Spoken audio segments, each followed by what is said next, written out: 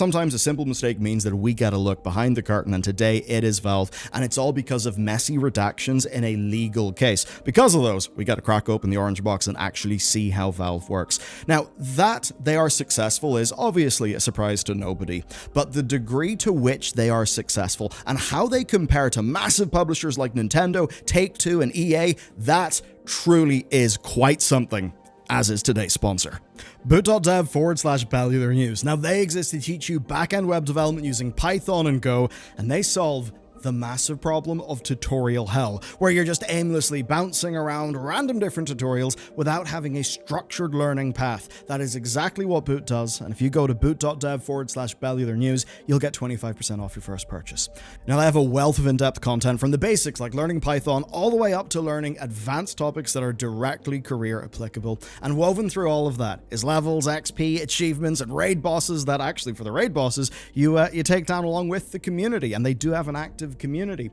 And now's a fantastic time to start because they've just posted a 7-hour walkthrough of their Python course. So by the end of that, you'll feel accomplished. I mean, I remember when that stuff first started clicking for me when I was learning, and Python absolutely is a foundational language to know. Then when you hop into a project, it's the likes of building a Pokédex, learning object-oriented programming through RPG combat system examples, that kind of thing that leverages what you already understand to help you learn, because funny enough, there are also a bunch of gamers like us.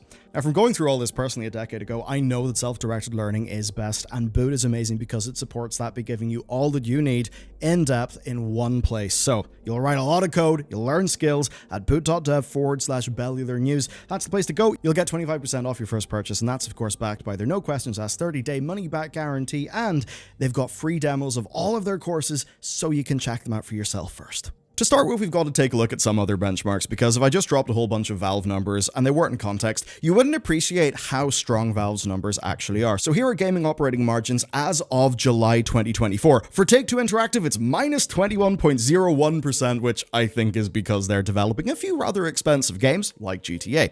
Then there's Electronic Arts. Their margin is 19.06%. Nintendo are doing pretty good there at 39.17%, and CD Projekt are sitting there with 42.03%. So our takeaway there is that 20 to 40% is kind of the norm, and honestly, when you look at lots of like pretty big publicly traded companies, you do see numbers in and around that.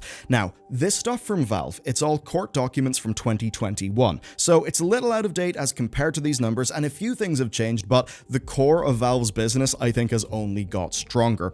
Also, compared to these companies, Valve has just got a fraction of the employee headcount, and that means that they're making their money far more efficiently, to the point where they utterly destroy all of those examples by, well, orders of magnitude, really. Now, this hinges on our numbers being right, on this not being some random unverified 4chan leak, so let me explain how it all went down, because it turns out that story is also pretty fascinating, and it involves leaked emails from Valve. So Valve are dealing with a lawsuit from Wolfire Games, and this is all relating to their alleged monopoly over the PC gaming store space via controlling the prices of Steam keys on other stores. Now, the judge has basically looked at this case, and they've given leave for the case to make it to trial. And that means that a lot of documentation is filed, and that means that we actually get to read some of it. So on the monopoly side of things, obviously, you may agree, you may disagree. I'd certainly say that most of us probably disagree, because officially, right, those pricing rules only apply to Steam keys. And it does feel kind of absurd that they would basically be expected to have other stores undercut their own store for a game that'll be running on their own platform, distributed by, you know, their servers onto the accounts of their users. Like, yeah, that does seem a bit goofy. But obviously, you and me, well, we're just a pack of gamers. We're not regulators, unless you're like Lena Khan or something, which would certainly be a surprise. Anyway, per the evidence that has been provided by the complainants in this story, Valve are alleged to have actually not just been doing this in Steam keys, that they've actually done this in general, not for Steam keys, in some interactions with developers in the past. Now, what I'm going to cover here is basically documentation built by Wolfire's expert witness. So the expert witness is obviously somebody who is trying to convince the judge that Steam has got a monopoly and that they're furthering that through anti-competitive price controlling behavior. So in this case, I'd say we're less interested in the parts of the document that are his arguments, because obviously those will be painting Steam in a bad light. The one thing that is interesting is some emails that he's using as evidence. And when you look at those emails, they certainly suggest that Steam keys are only the start of the pricing concerns, and that at least at one point in the past, Valve were perfectly happy to pull games from sale if a developer sold them cheaper elsewhere at all, not Steam keys. Now, when you look at those emails, and they're on the screen now, I think what you basically see is just peak Valve being Valve, where it's maybe not that there's a super hard, policy decision outside of what is, sitting there in the actual agreement the developers, agreed to, which of course has got the rules and regulations about the use of Steam keys. It does seem that it's just people at Valve, operating with their own understanding of Valve's rules and maybe some of the thinking that informs Valve's rules. And that means that yes, there's the Steam key argument, but then there's also the argument of, well, why would we have your game on our platform when you're basically undercutting us somewhere else? Get lost. Right? In a way, that's totally understandable. And what it actually reminds me of is the sorts of price wars and fights over shelf space and stuff like that actually goes on between, say, different brick and mortar, massive grocery stores like your Walmarts and your Tesco's, and them being able to flex their sheer scale and buying power to kind of muscle people out of markets and to, play a little bit dirty. So that definitely is evidence that absolutely should be considered as something that is not really in Valve's favor if they are going to be falling back on just that it's Steam keys as a part of their defense. That being said, these are only a handful of documents, right? And they are being compiled by somebody who is very much, trying to make the case to the judge that what Valve are doing is wrong, or at least has been wrong in the past. And that means there's going to be a degree of cherry picking here. There could be other evidence that maybe contradicts this that has just been cherry picked and not left in. Anyway, this is the sort of thing that you and me basically are allowed to look at when this sort of thing happens with the trial. But it's not like you just get to see all of the documents in an unredacted state.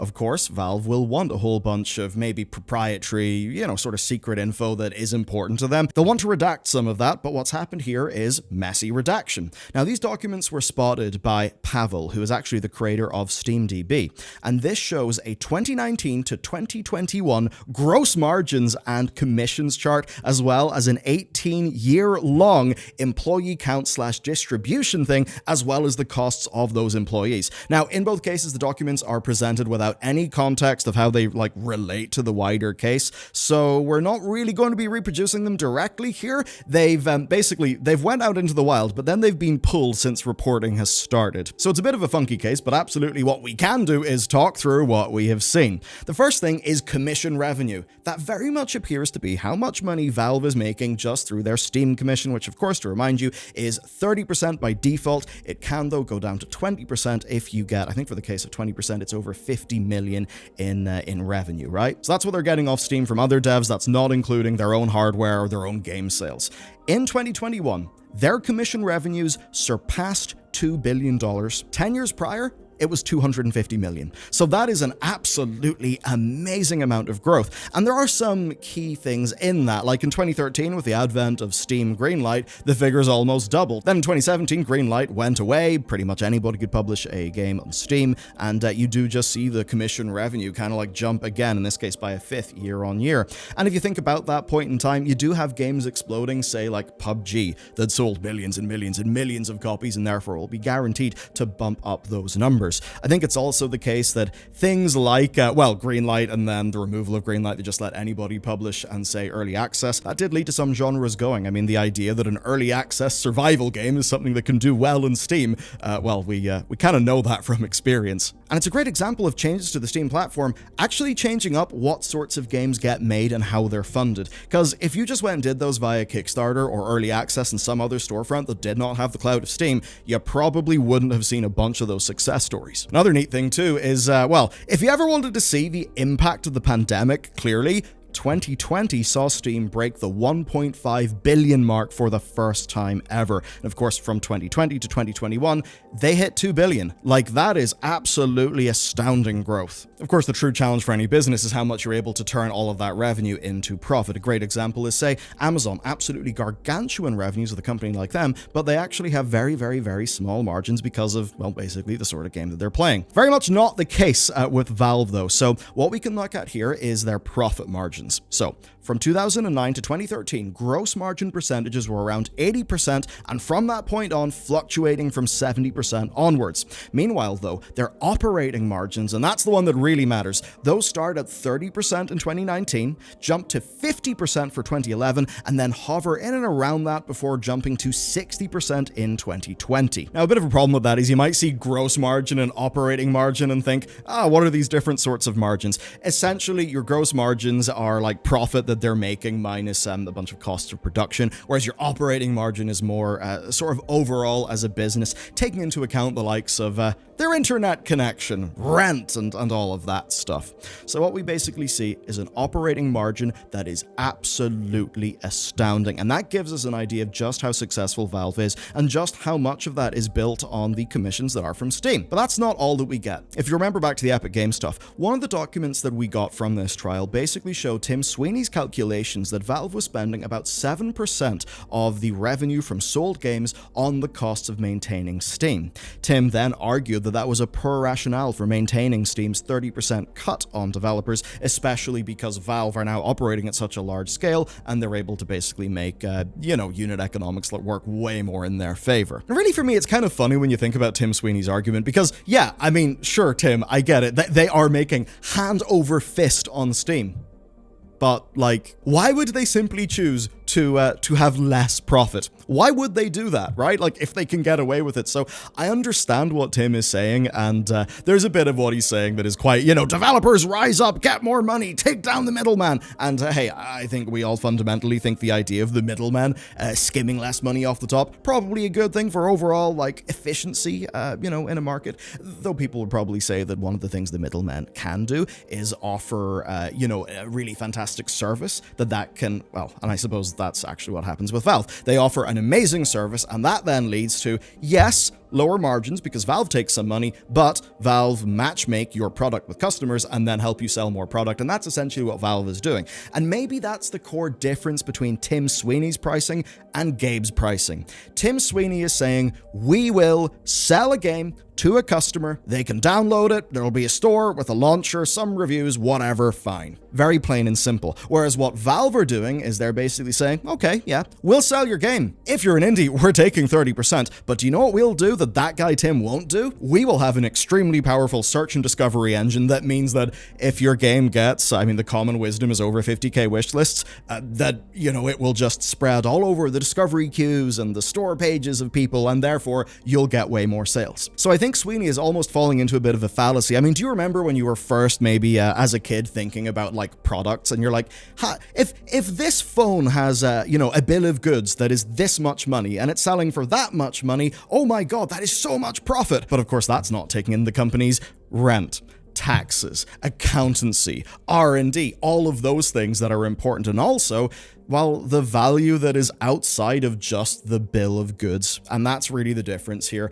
Tim is very much focused on almost the bill of goods of distributing a game digitally, whereas Valve is basically operating more on value-based pricing for the developer, where they are saying, yes, we'll take more, but it will be still a good value for you. It will be more expensive to sell your game in Steam, but it will be a better value because it will get you more customers. Fundamentally, that is what Tim Sweeney is failing to account for when he's talking about this sort of thing. Anyway, that's kind of beyond the point of the video. The main thing to take away here is that when you look at the operating margins and you compare to Take-Two, EA, CDPR, and Nintendo, which all have got their own launchers, stores, platforms, in the case of Nintendo hardware, well, guess what? Valve is absolutely trouncing all of them. I think Nintendo's actually a real good example because they're pretty known for being extremely cost aggressive on their bill of goods, right? And they usually do sell their actual consoles with a positive margin. They don't really do the loss leader strategy that others do. Anyway, that maybe helps them get their 40 whatever %. The other side of this, though, is efficiency. How many dollars are you pulling in per employee at your company. And that's where we can take a look at this chart spanning 2003 to 2021, very helpfully compiled by the people over at The Verge, and we can basically see how the company has grown, right? So this chart features the columns of year, category of staff, and then two blank columns that seem to be translating to pay and number of employees. So to simplify, let's just compare 2003 to 2021. So that's the launch of Steam to where they are now. They had 78 staff.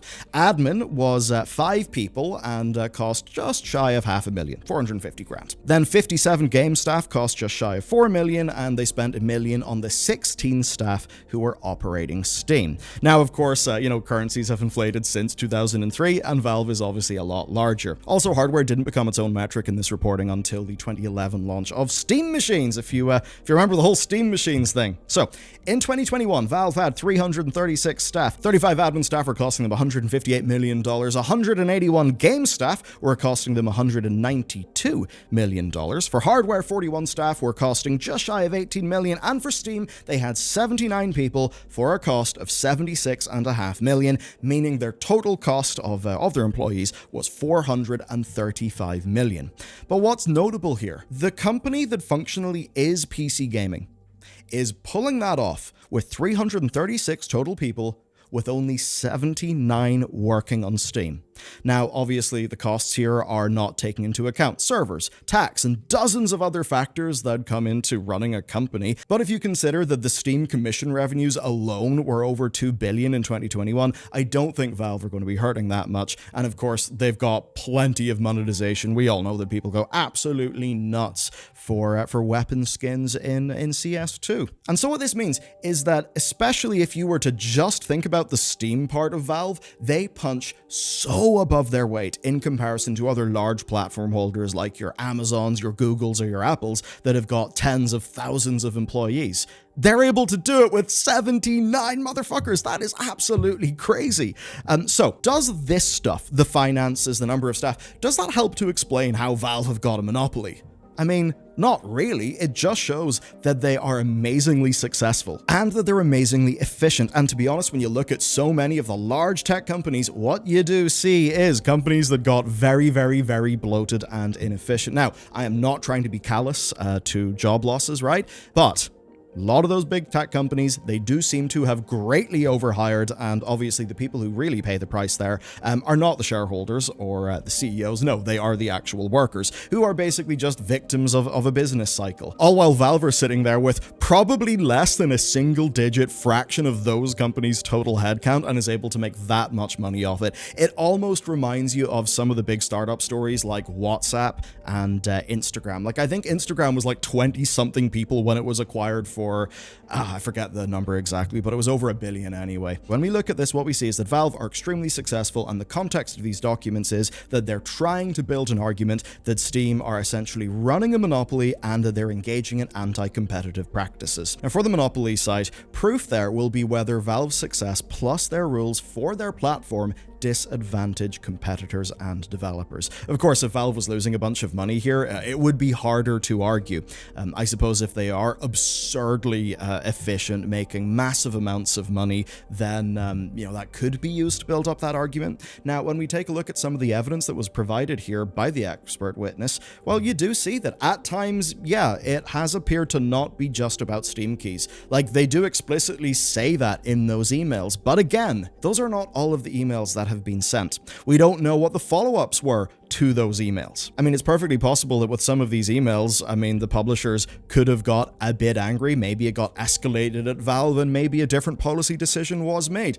Though I suppose if it was as easy to just resolve the problem, maybe the expert witness wouldn't have included this in the documentation that's, obviously supposed to be supporting his arguments. For regulators, there is another side of this, and that is if they choose to see Steam as two things, not one thing that's unified, right? So we think of Steam as Steam, but a regulator may look at it and say, okay, Steam is a platform, but it's also a store. They could then argue that the platform has disproportionate control over PC gaming, such that if you're not on that platform, then you're not going to be competitive, and you can't be on that platform without being on that store. They then look at the price control rules about the Steam keys, and if that is ever applied outside of Steam keys, and that's basically how they would try to build some sort of anti-competition argument there for the judge. Of course, the counter argument is going to be that you can just go and make your own storefront. You can sell your game DRM free on your own website. Valve aren't going to stop you. You can put your game on GOG with no DRM, or you can put it in anyone else's store. Even if that store has got DRM, you do actually have plenty of options. But a regulator could look at all of this and they could say, yes, devs can put their games on other platforms, but if they want to make meaningful amounts of money on PC, they basically do have to put it on Steam. And one of the ways where you could try to compete with Steam is on price, such as, selling it directly yourself, doing your farm shop instead of selling it to the local supermarket. Well, they could argue that if Valve's enforcement and interpretation of their own rules prevents you from doing that, then it takes away an angle of competition, and that could be an anti-competitive thing. So that's the kind of arguments that'll be floating around a case like this. I don't think it's as strong a case as some other recent anti-competition things that have went on. And certainly, Valve will be able to afford the lawyers. Overall, then, what we're seeing is margins that are absolutely astounding. One of the things about business and organizations is it's hard to basically keep a high concentration of talent as scale happens. That's just kind of a natural thing. Some of your talent concentration, that will obviously dilute as you scale. So keeping high margins as you scale is extremely challenging. Now, high operating margins like that are of course not a completely unseen thing in business. Thing is though, usually it's easier for those to be higher when you're like a little bit lower. It's real hard to scale up a company. And what Valve have done so amazingly is that they have scaled up the market share of their store and platform without massively scaling up the size of their company. And that's basically meant that as Steam has gotten more powerful, they have gotten more efficient. They have essentially created likely one of the most powerful virtuous cycles that you'll see in a company like this. And when we look then at how they're spending their piggy bank of money, well, it does seem to be on some pretty damn cool shit. I mean, sure, Steam machines didn't take off. We're not all playing with our Steam controllers right now, but damn, did the Steam Deck not crack open basically a new market for PC gaming. Have Valve not done absolutely instrumental and deeply cool things within the VR space, like for gamers instead of some weird, meta, Apple metaverse bollocks? So that's basically the situation. GG Gabe, you built one of Earth's greatest businesses. We'll have to see how these trials all go. But anyway, that's it for me. You can check out the video that we published yesterday, and of course, there will be one tomorrow, so I'll see you there.